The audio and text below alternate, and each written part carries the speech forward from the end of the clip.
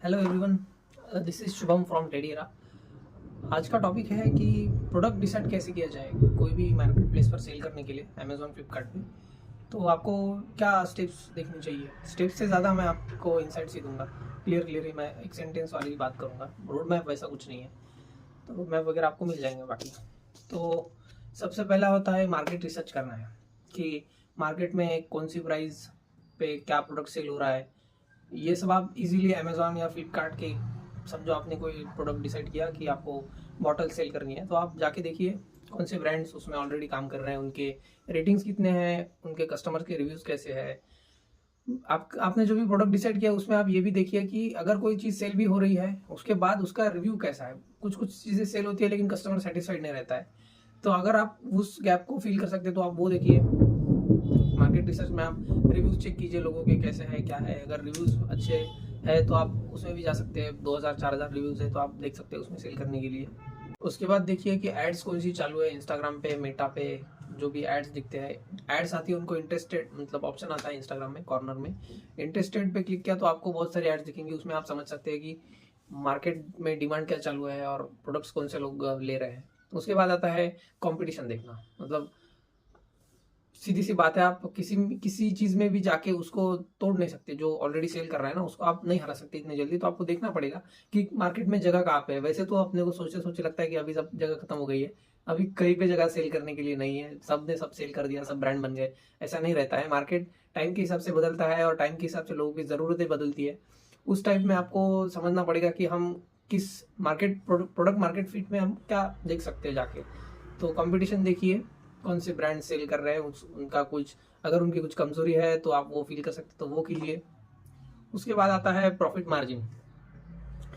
Profit margin बहुत ज़रूरी है। जैसे कि मैंने लास्ट वीडियो में बताया था कि प्रॉफिट के बिना काम मत कीजिए, प्रॉफिट पे ध्यान देना पड़ता है। ये बर्निंग के इसमें मत जाइए। बर्निंग करके पता नहीं, अभी देखिए सिंपल बात है, अमेजोन चालू था, फ्लिपकार्ट चालू था, 5-6 सालों से चालू था, जो भी सालों से चालू था, मुझे पक्का नहीं बता, नंबर नहीं बताऊंगा मैं कितना है, लेकिन चालू था।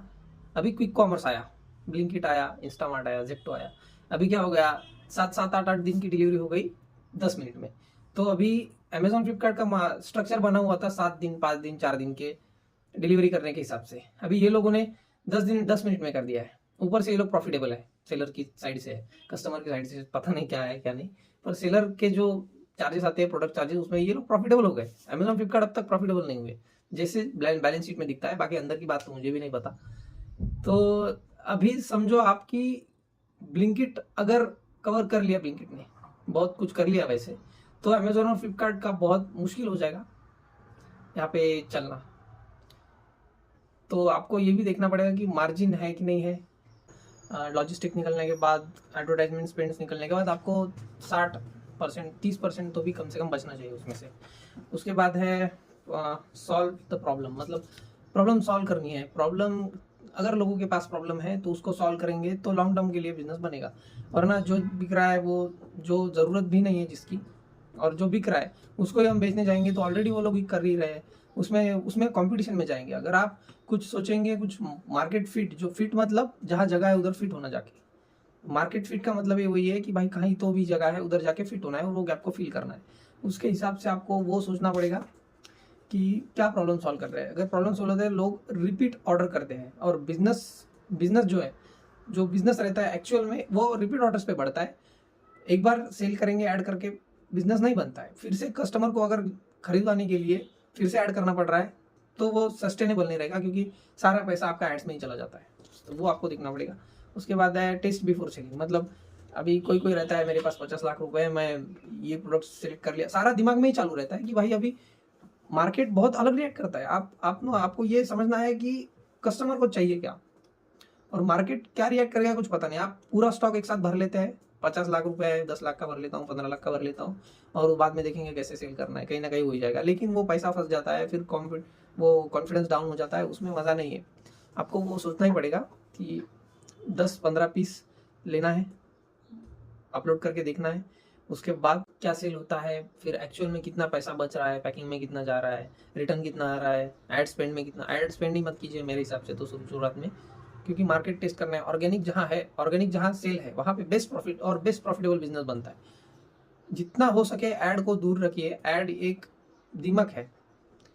बोलते हैं ऐसा कि 30% पैसा आप ऐड में डालो, जो ऐड नहीं करते वो बिजनेस बंद होने के कगार पर आ जाएंगे टाइम के साथ। वो सब चीज़ें ठीक है, पर एज अ ह्यूमन, मतलब as pure businessman you should focus on Organics.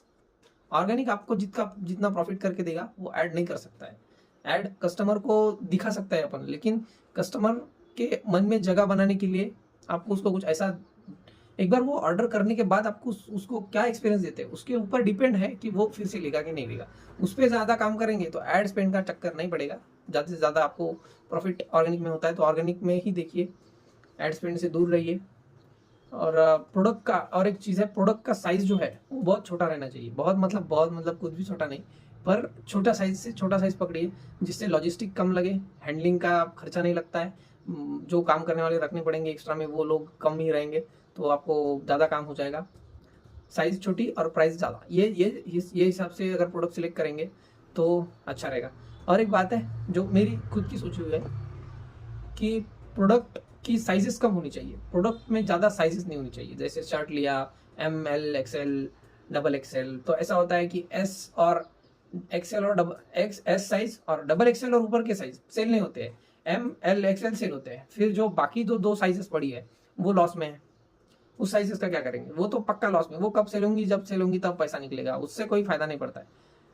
इसलिए साइजेस नहीं होनी चाहिए प्रोडक्ट्स में, बेसिक स्टैंडर्ड प्रोडक्ट्स होना चाहिए। एग्जांपल है वॉलेट, वॉच और बेल्ट्स। ऐसी जो चीज़ें हैं जो छोटी भी है, कॉम्पैक्टली पैक होती है, उसमें साइजेस नहीं है, पार्सल रिटर्न आया तो उसको भी पैक करके वापस भेज दिया, साइज का चक्कर नहीं। ये चीज़ें अगर करेंगे तो आराम से खर्चा नहीं आएगा, उसमें रिटर्न आता है तो भी ज़्यादा।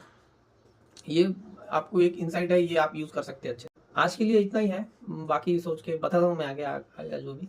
तो ये चीज़ें कीजिए, और कुछ अच्छा लगता है तो शेयर कीजिए, जिससे कि और लोगों को पता चले कि टेढ़ी हीरा के बारे में ज़्यादा कुछ बताता नहीं आपको, लेकिन चालू है, उस पर काम मैं कर रहा हूँ अभी, और उसके काम के हिसाब से ही मैं आपको चीज़ें बता रहा हूँ जो भी है। Thank you so much for watching. Good time.